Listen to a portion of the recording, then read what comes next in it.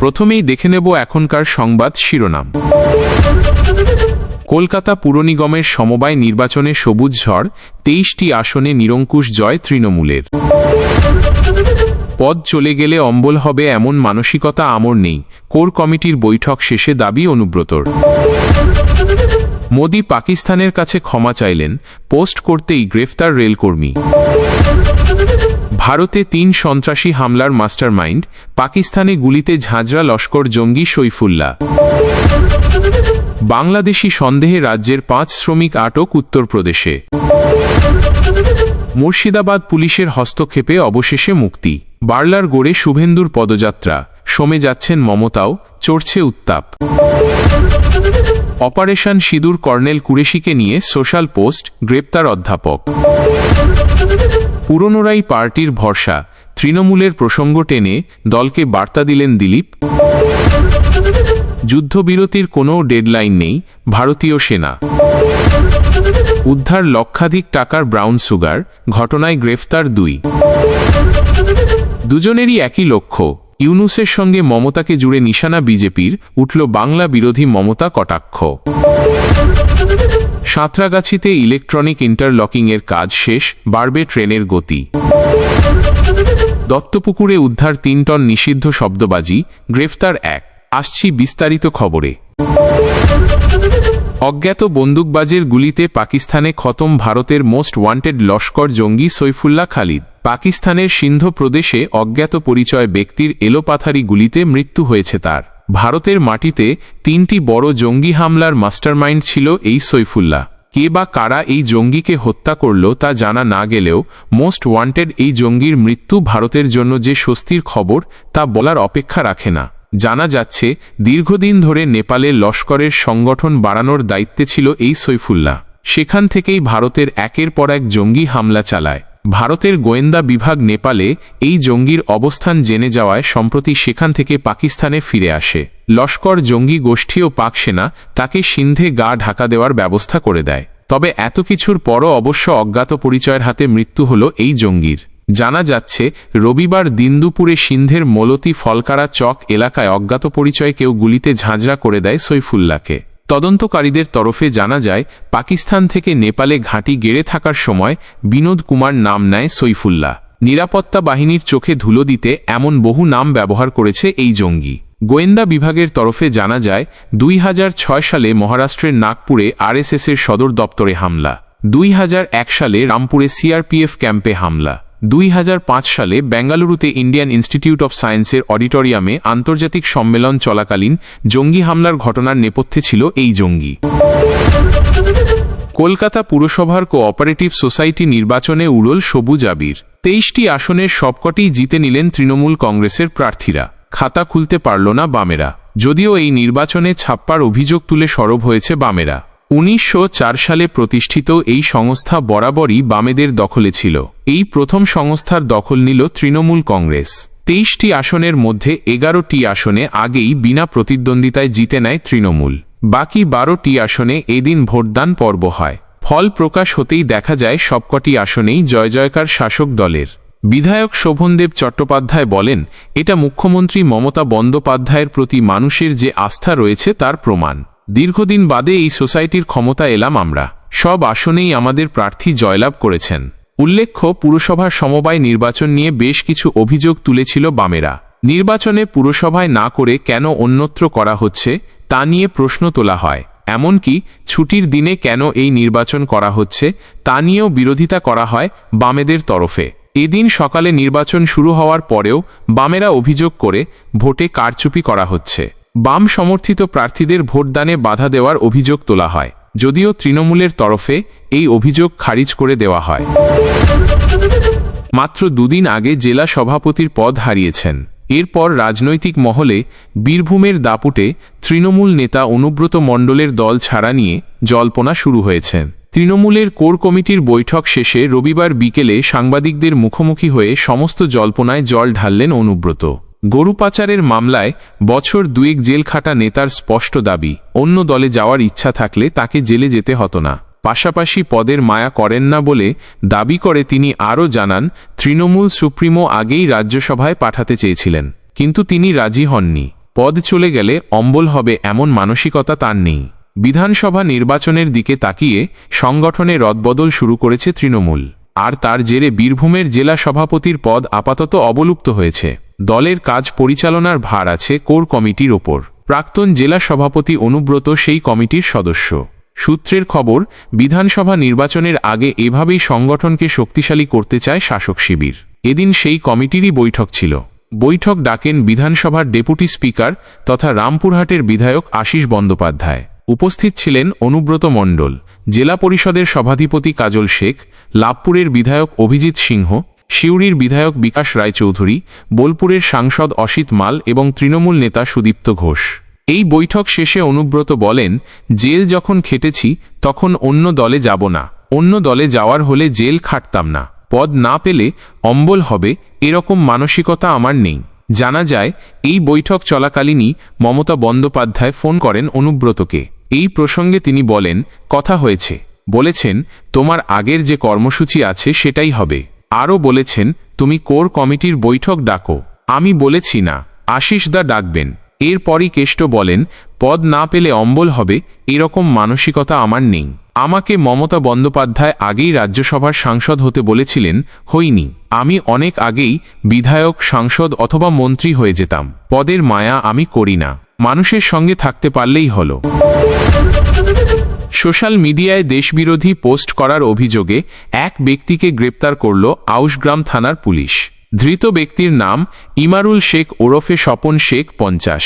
তার বাড়ি পূর্ব বর্ধমান জেলার আউশগ্রাম থানার পিচকুড়ির ঢাল এলাকায়। তিনি রেলে কর্মরত। বর্তমানে তার পোস্টিং বর্ধমান স্টেশনে। শনিবার রাতে তাকে গ্রেপ্তার করা হয়। আজ রবিবার তাকে বর্ধমান জেলা আদালতে তোলা হয়। পুলিশ সূত্রে জানা গিয়েছে, শুক্রবার রাতে ইমারুল শেখ নামে ওই ব্যক্তি সোশ্যাল মিডিয়ায় একটি দেশবিরোধী পোস্ট করেন। দেশের প্রধানমন্ত্রী নরেন্দ্র মোদীর কণ্ঠস্বর নকল করে একটি ফেক ভিডিও করেন। পোস্টে লেখা রয়েছে, ভারতের প্রধানমন্ত্রী নরেন্দ্র মোদী জাতির উদ্দেশ্যে ভাষণের সময় প্রকাশ্যে পাকিস্তানের কাছে হাতজোড় করে ক্ষমা চাইলেন। সেই ভিডিওর ক্যাপশনের সঙ্গে হাসির রিয়্যাক্ট দিয়ে পাকিস্তান এবং বাংলাদেশের পতাকার ছবি দেওয়া ছিল। মিথ্যা তথ্য পরিবেশন করে ফেসবুকে এই ধরনের দেশবিরোধী পোস্ট করার পরই রেলকর্মী স্বপন শেখ তার কয়েকজন বন্ধুর পরামর্শ নেন। তারা ওই পোস্ট মুছে ডিলিট করতে বলেন। তিনি খানিক পরই তা ডিলিট করে দেন। কিন্তু এর মধ্যেই সেই পোস্টের স্ক্রিনশট সোশ্যাল মিডিয়ায় ছড়িয়ে পড়ে। সেই পোস্ট দেখার পর এলাকায় ব্যাপক চাঞ্চল্য ছড়িয়ে পড়ে। শনিবার বিকেলে গুসকরা ফাঁড়ির পুলিশ স্বপন শেখকে আটক করে জিজ্ঞাসাবাদ শুরু করে। তারপর তাকে রাতের দিকে গ্রেপ্তার করা হয়। পুলিশ সূত্রে জানা গিয়েছে, স্বপন শেখরা দুই ভাই। তার বাবা সিরাজ শেখ রেলেরই কর্মী ছিলেন। বছর 7 আগে তার মৃত্যুর পর বড় ছেলে স্বপন রেলের চাকরি পান। তিনি বর্তমানে বর্ধমান স্টেশনে কর্মরত। স্বপনকে তৃণমূল কংগ্রেসের মিটিং মিছিলেও হাঁটতে দেখা গিয়েছে বলে দাবি স্থানীয়দের। শুক্রবার রাতে তিনি সোশ্যাল মিডিয়ায় ওই দেশবিরোধী পোস্টটি করেন। শনিবার তিনি সেই পোস্ট ডিলিট করে দেন, কিন্তু ফেক ভিডিও পোস্ট করার অভিযোগে পুলিশ তাকে গ্রেপ্তার করে। বাংলাদেশি সন্দেহে উত্তরপ্রদেশে আটক হয়েছিলেন বাংলার 5 শ্রমিক। তাদের বাড়ি মুর্শিদাবাদ জেলায়। ঘটনা জানতেই আসরে নেমেছিল মুর্শিদাবাদ জেলা পুলিশ। উত্তরপ্রদেশের পুলিশ প্রশাসনের সঙ্গে এই বিষয়ে আলোচনা চলে। ওই 5 জনের প্রয়োজনীয় তথ্য পাঠানো হয়। অবশেষে মুক্তি। মুর্শিদাবাদ পুলিশের সহায়তায় ওই 5 যুবক নিজেদের বাড়ি ফিরছেন। ঘটনায় স্বস্তি পেয়েছেন ওই 5 জনের পরিবারের সদস্যরা।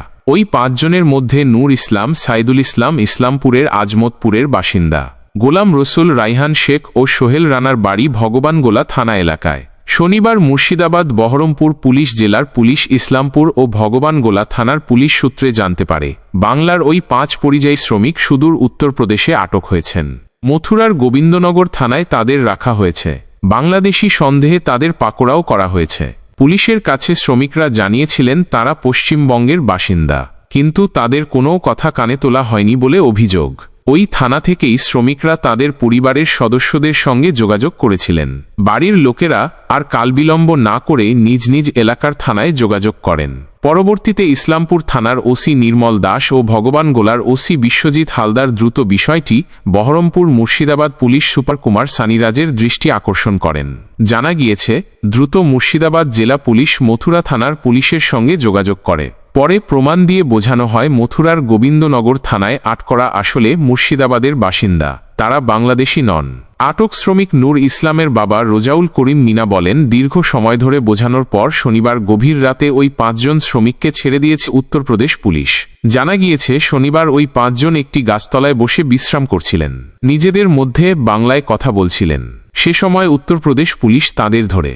মুর্শিদাবাদ জেলা পুলিশের তরফ থেকে জানানো হয়েছে, ভিন রাজ্যে এই ধরনের যে কোনো সমস্যায় পড়লে তারা যেন নিজ থানার সঙ্গে যোগাযোগ করেন, পুলিশ তাদের সাহায্য করতে প্রস্তুত।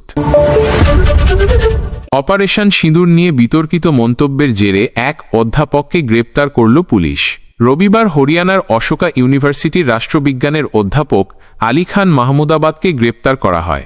সোশ্যাল মিডিয়ায় তার একটি পোস্ট ঘিরে থানায় অভিযোগ দায়ের হয়, তারপরই দিল্লি থেকে গ্রেপ্তার করা হয় তাকে। যদিও ধৃত অধ্যাপকের দাবি তার বক্তব্যের ভুল ব্যাখ্যা করা হয়েছে। বিজেপির একটি যুব সংগঠনের তরফে FIR করা হয়েছিল। হরিয়ানার মহিলা কমিশনও এ নিয়ে 12ই মে নোটিশ পাঠায়। এরপরই রবিবার তাকে গ্রেপ্তার করা হয়। হরিয়ানা পুলিশের অ্যাসিস্ট্যান্ট কমিশনার অজিত সিং সংবাদ সংস্থা PTIকে গ্রেপ্তারির বিষয়টি নিশ্চিত করেছেন। ইন্ডিয়ান এক্সপ্রেসের প্রতিবেদন অনুযায়ী অধ্যাপক মাহমুদাবাদ হরিয়ানার সোনিপতে অশোকা ইউনিভার্সিটিতে পড়ান। রাষ্ট্রবিজ্ঞানের বিভাগীয় প্রধান তিনি, বাড়ি লখনৌয়ে। গত 8ই মে ও 11ই মে মাহমুদাবাদের দুটি সোশ্যাল মিডিয়া পোস্ট ঘিরে বিতর্ক শুরু হয়। পোস্টে ওই অধ্যাপক লেখেন, অনেক ডানপন্থী কর্নেল সোফিয়া কুরেশিকে দিয়ে মিডিয়া ব্রিফিংয়ের প্রশংসা করেছেন, খুবই ভালো, তবে এই লোকগুলি কেন গণপ্রহার বা বাড়ি বুলডোজার দিয়ে গুঁড়িয়ে দিলে মুখ খোলেন না। হরিয়ানা মহিলা কমিশনের নোটিশে এই বক্তব্যকে ভারতীয় সেনাবাহিনীর মহিলা আধিকারিককে লঘু করে দেখানোর প্রয়াস বলে উল্লেখ করা হয়। একই সঙ্গে এই ঘটনাকে কমিউনাল ডিসহারমোনি বলে মন্তব্য করা হয়।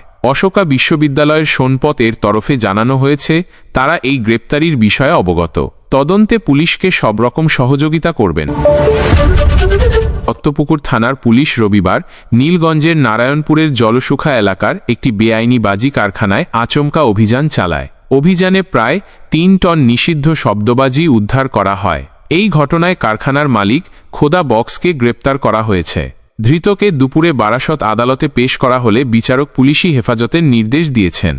বারাসত পুলিশ জেলার অতিরিক্ত সুপার স্পর্শ নীলাঙ্গী এই বিষয়ে বলেন, বিভিন্ন সূত্র থেকে আমাদের কাছে খবর আসছিল দত্তপুকুরের নীলগঞ্জ এলাকায় বেআইনিভাবে বাজি কারখানা চালানো হচ্ছে। অভিযান চালিয়ে সেখান থেকে বিপুল পরিমাণ বাজি উদ্ধার করা হয়েছে। খোদা বক্স নামে একজনকে গ্রেপ্তার করা হয়েছে। ধৃতকে হেফাজতে নিয়ে বেআইনি বাজি কারখানা সম্পর্কে আরও তথ্য সংগ্রহ করা হবে। উল্লেখ্য, 2023 সালের আগস্ট মাসে দত্তপুকুরের মোচপোল এলাকায় একটি শব্দবাজির কারখানায় ভয়াবহ বিস্ফোরণে 10 জনের মৃত্যু হয়েছিল। সেই সময় প্রশাসনের পক্ষ থেকে অভিযান চালিয়ে এই এলাকার সমস্ত বেআইনি বাজি কারখানা বন্ধ করে দেওয়া হয়েছিল। এরপর সম্প্রতি দক্ষিণ 24 পরগনার পাথর প্রতিমা থানার ঢোলাহাটে বাজি কারখানায় বিস্ফোরণে 8 জনের মৃত্যু হয়। তারপর থেকে পুলিশ প্রশাসন নিষিদ্ধ শব্দবাজি নিয়ন্ত্রণে সর্বত্র অভিযান চালাতে শুরু করেছে। বেশ কিছুদিন ধরে বিভিন্ন সূত্র থেকে খবর আসছিল উত্তর 24 পরগনার দত্তপুকুরের বিভিন্ন এলাকায় ফের গোপনে বাজি তৈরি শুরু হয়েছে। এরপরই এদিন ভোররাতে আচমকা অভিযান চালায় পুলিশ। 3 টন শব্দবাজির পাশাপাশি বাজি তৈরির মশলাও উদ্ধার হয়। পুলিশ সূত্রে খবর, সারি সারি বাক্সে এই বিপুল পরিমাণ শব্দবাজি মজুত করা হয়েছিল। সেগুলো অন্যত্র বিক্রি করার পরিকল্পনা ছিল ধৃত ব্যক্তির। তার আগেই অভিযান চালিয়ে বড়সড় সাফল্য পেল দত্তপুকুর থানার পুলিশ। দক্ষিণ পূর্ব রেলের নির্মাণ বিভাগ ও খড়গপুর ডিভিশনের যৌথ উদ্যোগে সাঁতরাগাছি স্টেশনে সম্পূর্ণ সফলভাবে ইলেকট্রনিক ইন্টারলকিং সিস্টেম চালু করা হয়েছে। রবিবার 7 ঘণ্টার পূর্ণ ট্রাফিক ব্লকের মধ্যে 533টি রুটের ইন্টারলকিং কমিশন করা হয়। এই কাজের সঙ্গে যুক্ত ছিল ইয়ার্ড রিমডেলিং, প্ল্যাটফর্ম বৃদ্ধি ও গুরুত্বপূর্ণ লাইন কাটা। পরিকল্পনা মাফিক এই উন্নয়নমূলক কাজ মোট 18 দিনে সম্পন্ন করেছে রেল কর্তৃপক্ষ। 30 এপ্রিল থেকে 12 মে পর্যন্ত ছিল 13 দিনের প্রি টু প্রি এনআই পর্ব। তারপর 13 থেকে 17 মে পর্যন্ত চলেছে 5 দিনের প্রি এনআই এবং এদিন 18 মে ছিল মূল এনআই ও কমিশনিংয়ের দিন। কাজের পরিধি ও জটিলতা এতটাই ছিল যে সাধারণত এমন ক্ষেত্রে বহুদিন ট্রেন চলাচল বন্ধ থাকে। কিন্তু দক্ষিণ পূর্ব রেল কর্তৃপক্ষ অত্যন্ত সূক্ষ্ম পরিকল্পনার মাধ্যমে সীমিত ট্রাফিক ব্লক নিয়ে সর্বনিম্ন অসুবিধায় কাজ সম্পূর্ণ করেছে বলে খবর। এই প্রকল্পের মাধ্যমে 2টি নতুন প্ল্যাটফর্ম চালু হয়েছে। পাশাপাশি পুরনো প্ল্যাটফর্মগুলির দৈর্ঘ্য বাড়ানো হয়েছে যাতে সম্পূর্ণ কোচযুক্ত ট্রেন ঢুকতে পারে, এবং সাঁতরাগাছি আন্দুল শাখায় সুড়ঙ্গপথ কেটে গিয়েছে ডায়মন্ড ক্রসিং। 6টি জোনে বিভক্ত ইলেকট্রনিক ইন্টারলকিংয়ে রয়েছে অপটিক্যাল ফাইবার সংযোগ, OVDU থেকে মাউস কিবোর্ডের মাধ্যমে নিয়ন্ত্রণের সুবিধা। এই প্রযুক্তিগত উন্নয়নের ফলে মেল ও এক্সপ্রেস ট্রেনগুলির গতি ও সময়ানুবর্তিতা বাড়বে, তেমনি বড় ট্রেনগুলিও সাঁতরাগাছিতে সহজে প্রবেশ করতে পারবে। এদিন কমিশনিং উপলক্ষে উপস্থিত ছিলেন নির্মাণ বিভাগের প্রধান রাজীব শ্রীবাস্তব, খড়গপুর DRM KR চৌধুরী ও অন্যান্য আধিকারিকরা। গোপন সূত্রে খবরের ভিত্তিতে বিশেষ অভিযান চালায় গঙ্গারামপুর থানার পুলিশ। অভিযান চালিয়ে উদ্ধার লক্ষাধিক টাকার ব্রাউন সুগার। ঘটনায় দুজনকে গ্রেফতার করে গঙ্গারামপুর থানার পুলিশ। রবিবার আদালতে পেশ করা হয় ধৃতদের।